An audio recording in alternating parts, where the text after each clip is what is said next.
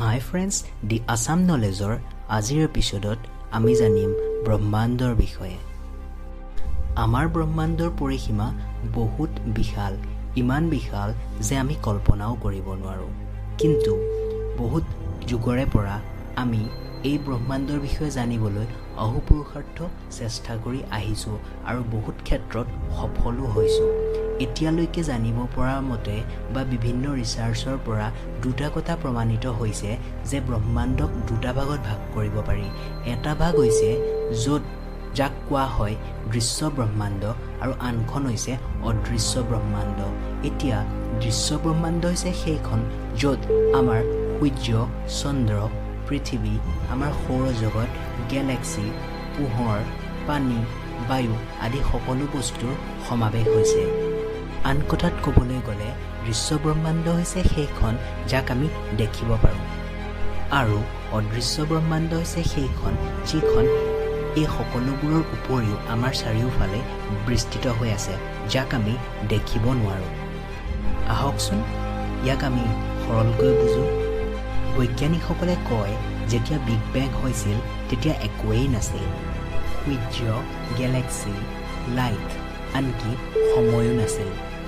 কিন্তু ইয়াৰ আগত ব্ৰহ্মাণ্ডটো আছিল যিয়ে নেকি বিগ বেঙৰ জন্ম দিছিল। ইয়াৰ পাছত বিগ বেঙৰ পৰা ওলোৱা পদাৰ্থই আমাৰ চাৰিওফালে নিজৰ আকাৰ লৈ আমাৰ চাৰিওফালে বিস্তৃত হ'ব ধৰিলে আৰু যিবোৰক আজি আমি দেখিব পাৰিছোঁ। বিজ্ঞানীসকলৰ মতে প্ৰায় 13.5 কোটি বছৰৰ আগতে বিগ বেঙৰ সৃষ্টি হৈছিল।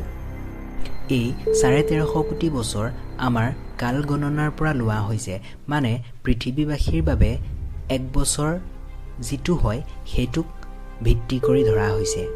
গতিকে আজি আমি যিমানখিনি বস্তু দেখিছোঁ সূৰ্য, চন্দ্ৰ, বায়ু, পানী, পোহৰ, আপুনি, মই, আমাৰ মোবাইল, টিভি, ফোন, লেপটপছ, যিমানখিনি বস্তু আমি দেখিছোঁ সকলোখিনি বিগ বেঙৰ পৰাই সৃষ্টি হৈছে।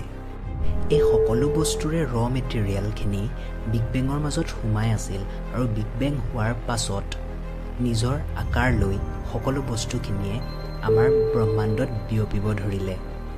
এতিয়া ব্ৰহ্মাণ্ডত পোহৰৰ গতিক অসীম গতি বুলি ধৰা হয়, মানে সেই গতিতকৈ কোনো ভৌতিক বস্তু বা পোহৰো বেছি বেগত গতি কৰিব নোৱাৰে। আৰু পোহৰৰ গতি 1 ছেকেণ্ডত প্ৰায় 3 লাখ কিলোমিটাৰ, মানে পোহৰ 1 ছেকেণ্ডত প্ৰায় 3 লাখ কিলোমিটাৰ দূৰত্ব অতিক্ৰম কৰিব পাৰে। এই বেগেৰে পোহৰে 1 বছৰত যিমান দূৰত্ব অতিক্ৰম কৰে তাক 1 আলোকবৰ্ষ বা 1 লাইট ইয়াৰ বুলি কোৱা হয়। ইমানবোৰ পদাৰ্থ বা বস্তু আমাৰ ব্ৰহ্মাণ্ডত বিয়পিব ধৰিছে, সেইখিনি বস্তু লাইটৰ স্পীডতকৈ বেছি বেগত মুভ কৰিব পৰা নাই। আৰু আমাৰ ব্ৰহ্মাণ্ড প্ৰায় 13.5 কোটি বছৰৰ আগত সৃষ্টি হৈছিল। গতিকে এই সকলোখিনি বস্তু 13.5 কোটি লাইট ইয়াৰ সীমাৰ ভিতৰতে আবদ্ধ হৈ আছে, বা 13.5 কোটি লাইট ইয়াৰ সীমালৈকেহে যাব পাৰিছে আৰু তাৰ আগলৈ যাব পৰা নাই। আনকি নিজেই পোহৰো 13.5 কোটি বছৰলৈকেহে যাব পাৰিছে।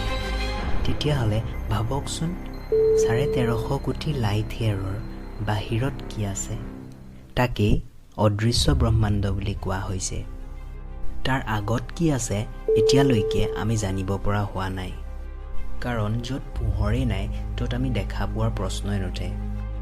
আমাৰ শক্তিশালী টেলিস্কোপ আৰু বছৰৰ বৈজ্ঞানিকসকলৰ অধ্যয়নৰ পৰা বহুত দূৰৰ পোহৰৰ অধ্যয়ন কৰিবলৈ সক্ষম হৈছে।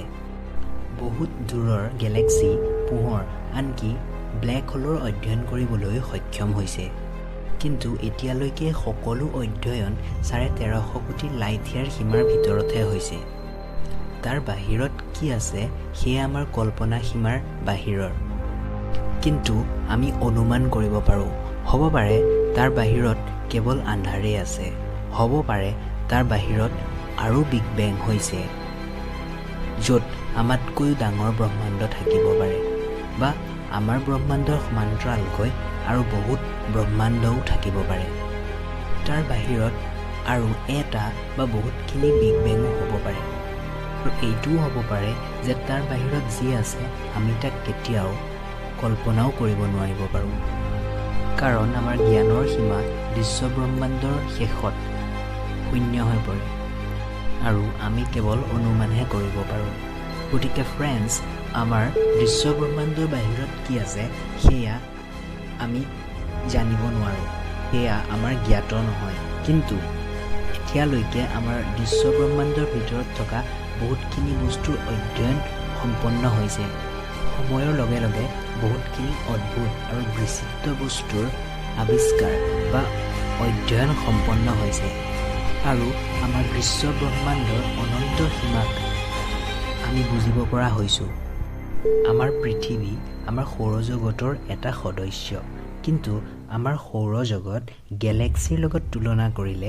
এটা বিন্দুৰ সমানো নহয় আৰু আমাৰ গেলেক্সিখনো আমাৰ বিশাল ব্ৰহ্মাণ্ডৰ পৰিসীমাৰ লগত তুলনা কৰিলে ক'ৰবাত অদৃশ্য হৈ যোৱা যেন অনুমান হয় গতিকে এই ইমান বিশাল বিশ্বব্ৰহ্মাণ্ডৰ বিষয়ে ব্লেক হোলৰ বিষয়ে warm hole white hole dark matters সময় গতি আৰু যিবিলাক স্পেচ চাইন্স ৰিলেটেড ৰিচাৰ্চ হৈছে সেই সকলোবোৰৰ জ্ঞান আমাৰ দি আছাম নলেজৰ পৰৱৰ্তী আহিবলগীয়া ভিডিঅ'সমূহত প্ৰকাশিত হ'ব আৰু আমি যিমান পাৰোঁ আপোনালোকৰ বাবে মূল্যৱান জ্ঞানখিনি আনিবলৈ চেষ্টা কৰিম গতিকে আহিবলগীয়া ভিডিঅ'ত আপোনালোকক পুনৰ লগ পাম